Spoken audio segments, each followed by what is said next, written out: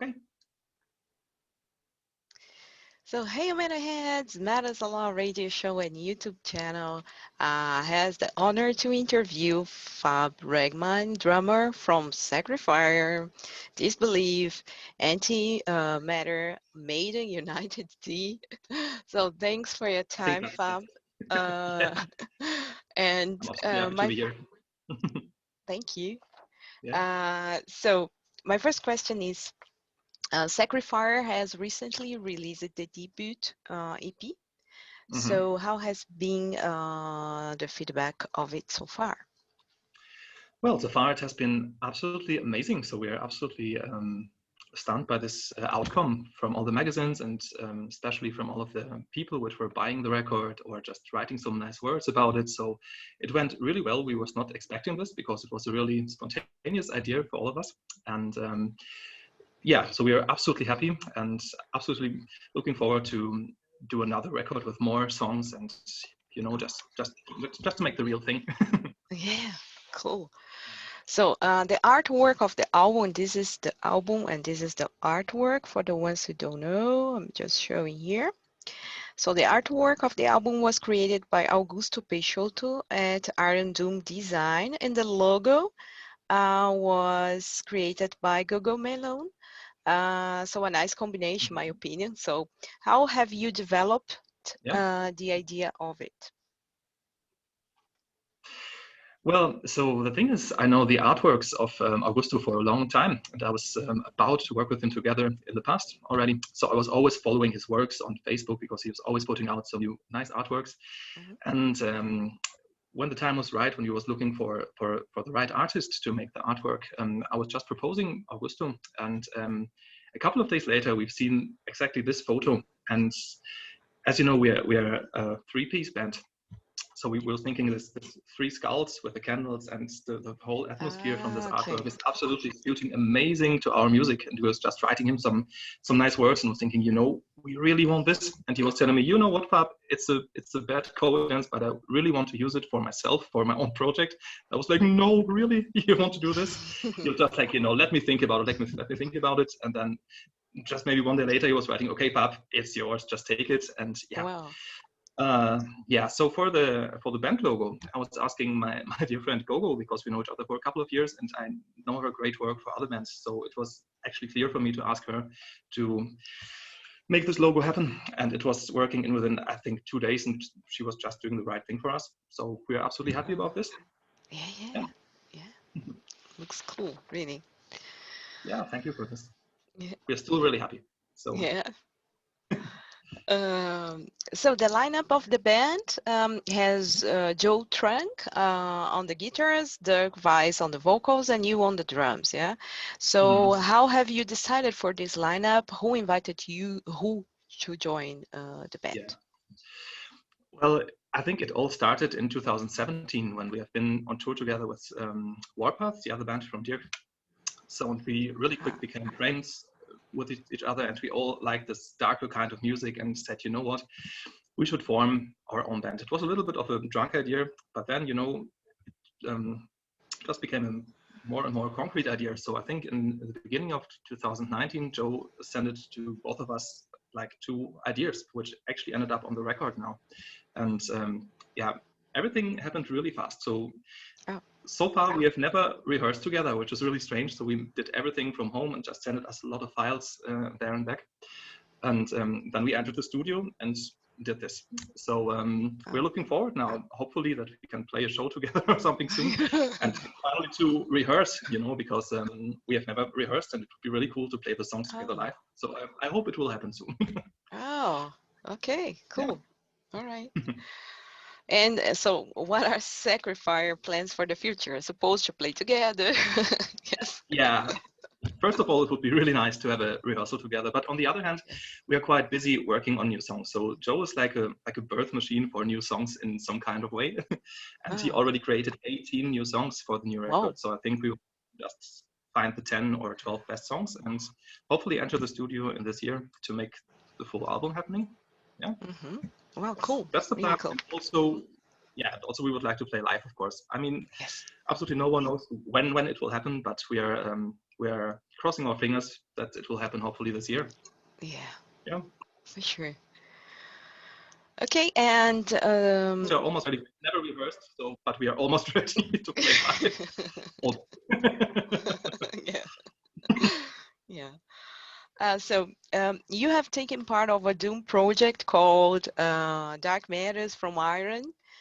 So could you speak a little bit about the whole process of it, since the lineup is international? Yeah, that's true. So it was actually, if I remember right, back in 2016 or 17.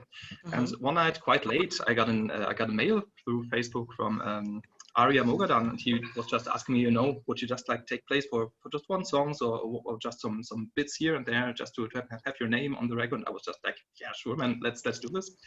So we was doing this. I was going to the studio, recorded the one song, and then really quickly after that, the album came out. And the coolest thing was last year, the last show we played with Antimatter was in Istanbul, and I finally met him in person. And he gave me a T-shirt, and he was such a nice person. So it was a great pleasure to meet him, and yeah, it was a cool thing. Yeah, he's a great guy. Yeah, I had the opportunity only to speak. You know, speak only so on social medias, and yeah, I believe personally he must be a great. Nice. He's absolutely fighting for his cause and for his music. You know, he's really struggling there because in Iran they have a lot of problems to publish music. It's absolutely horrible, and yeah, so he's fighting, struggling, but he's doing it really well. So I think he deserves all support we can give him, for sure. Definitely, yeah. So order this album. It's good. You will not regret it. Yes.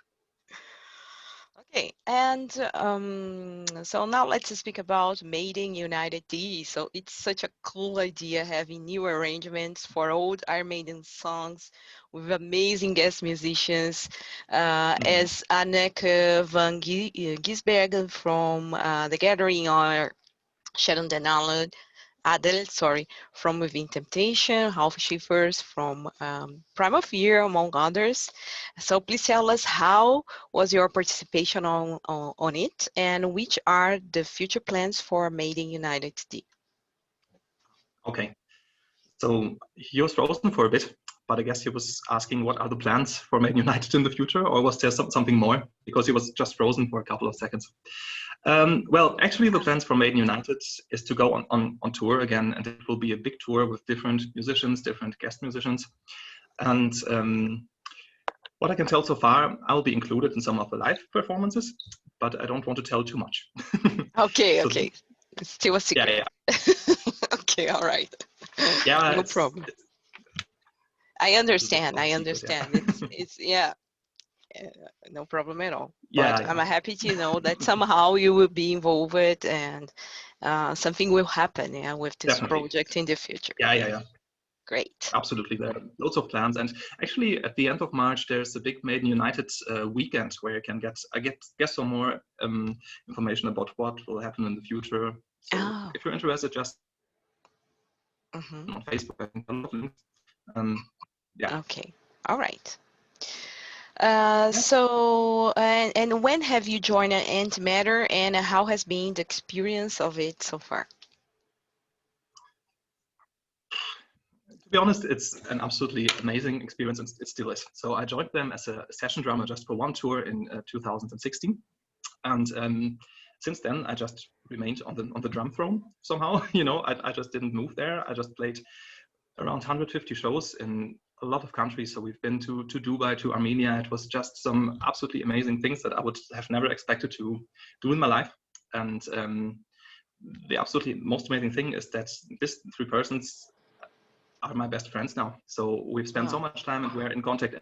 So it's a really close relationship between us, and we're absolutely missing each other. I mean, they are from Liverpool and I'm from Germany. So we just can't visit each other at the moment. And we, of course, also can't go on tour. That's why we have to wait for a little bit, be patient, and hope that it will happen soon. Yeah. Good. Okay, and the last Disbelief release was in February 2020. The album The Ground Collapses. So I suppose you Mhm. didn't have the chance to tour or play the songs of this album. So, and how has been the feedback of it by critics, fans, and could you speak a little bit more the conceptual idea of the album? Yeah, of course. So the funny fact about it is that the conceptual idea, you know, the ground collapses, that the whole world is really at a fucked up point at the moment, um, was happening before the Corona crisis got us, you know. So all this artworks and all this lyric ideas just came up before all of this crisis because the world was fucked before. Also Wow. as well, you know. It's like a crystal That's ball or something. yeah, so it was a bit of a horrible situation because we released this album I think in the end of February last year, and at the beginning of March everything with the Yeah. Corona crisis started. So we had no chance to present it live or anything. The only thing we did is we played 2 live stream concerts, which were really nice actually, but also a little bit strange because you know you have no audience, you've got no sound, you've got it's really a strange situation. But in the end, it was a kind of a good promotion and a little bit of an giveaway for the guys who bought tickets for the upcoming shows, you know. So I think there was like 30 shows planned, including a small release tour, and nothing of this happened so far. So I really hope that we can Yeah. do it in the near Fix them. future, as everybody does, you know. Yeah. Yeah, Okay. that's what it is. Mm-hmm. Okay, you kind of told already which are the disbelief plans for the future. So I suppose play live, yeah, play the songs of Yeah, we the. would really like to just show this album to the world, to the fans, you know, because it's just yeah, you know. Yeah, like a We baby there. You yeah, need to show it's there, but people we your can't baby. promote it. Yeah. So, but anyway, there are also some new songs written, and we also discuss maybe to go to another studio, and we're making some small steps and small plans. But at the same time, of course, we hope that we can at least do, let's say, maybe 4 or 5 shows this year, just to get a little bit back to this what we wanted to do last year. Yeah. Mm-hmm. Yeah. Okay. Okay, and now how have you decided to become a drummer? Oh God. Long story. No. It's a funny question actually, because I think I was not deciding to do this. It was somehow coming to me. So when I was a Ah, small kid, like 2 or 3 years old, there was always 3 music videos playing in my parents' living room. And it was the Life After Death show from Iron Maiden. It was some show from Motorhead, which I don't remember actually. And it was a Saxon somewhere live, I don't know. So this three drummers like Nico McBrain, Nigel Glockler, and Phil Animate Taylor were just mind-blowing for me. And I was thinking, oh God, I just want to do the same. So I was really crying into my parents' ears and told them, you know what, I just don't want anything. I just want a drum kit, please, as fast as possible. And yeah, I think 1 year later or something at Christmas time, it happened that I got my first small drum kit, and it was broken after 2 days. okay.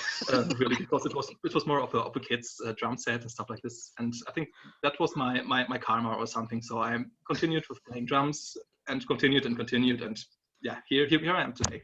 Oh, so cool. Nice story. All right. Which are your main metal influences as a musician? Okay. So we are talking about bands or just persons in the metal scene, or it all together? What should I? Whatever, someone or whoever, someone who Mhm. just influences you, you know, Okay. yeah, in general. Okay. So there's really one band which is, I think, in the metal world really well known, but they have not the status that they are like the biggest heroes in the world. And I'm talking about Nevermore.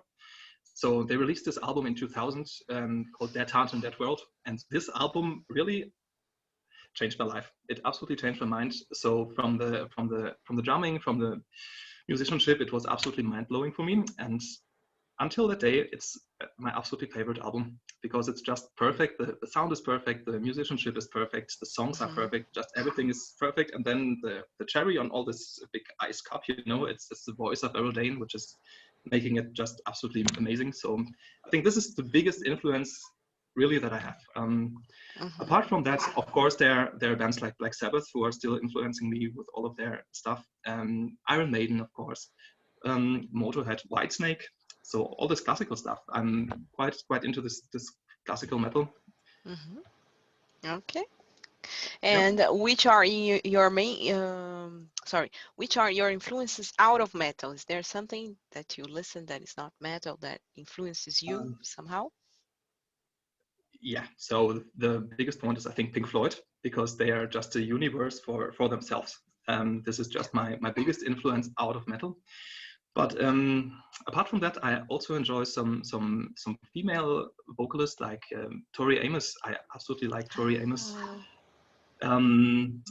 Actually, what I'm recently listening to is the new album from Anneke von Giersbergen, which is absolutely super great. So yeah, I think these are my main non-metal influences, so to talk. Okay.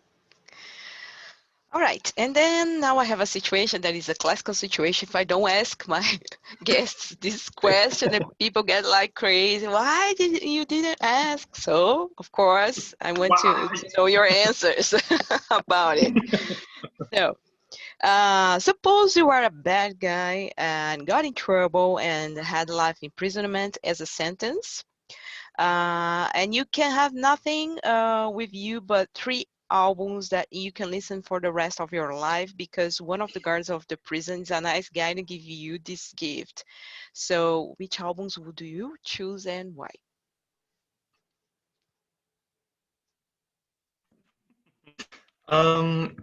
Okay, let's start from the album I already talked about, which is clearly Dead Heart in a Dead World from Nevermore. I would go nowhere without having this album on my. It's absolutely. What else? I think if I just have 3 albums, I would also choose 1 live album, and it would be Iron Maiden Live After Death, because I want to have the live feeling, and this album just gets everything together, you know. Yeah. That would be the second one. And now the third one is the hardest, because, you know, I just can take 1 more. So, okay, it has to be something with Ronnie James Dio. But which album will... Yeah, this is the hardest task. Yes. Okay, as it has to be something with Ronnie James Dio, and as I'm a diehard Black Sabbath fan, it has to be something which they made together. So I go for Heaven and Hell. I will take Heaven and Hell with me. Okay, great. Yeah. I love it. I love it. Your options, your albums. All right, and now to finish our interview, would you like to leave a message to your fans who are watching or listening to us? Yeah. So first of all, thank you so much for giving me the time to give you a little insight of my life and of my things that I'm doing. And I really hope that we are all getting through this shitty period really fast, and we can see each other really fast. So yeah, just believe in yourself, stay strong. Let's get over this crisis and let's have fun together. That's the most important. Yeah, cool. All right. So thanks again for your time, for your You're welcome. Thank you for having me. It was a great time. Yeah. Yeah, for me too. So thank you all for watching and listening to us, and stay heavy. Yeah.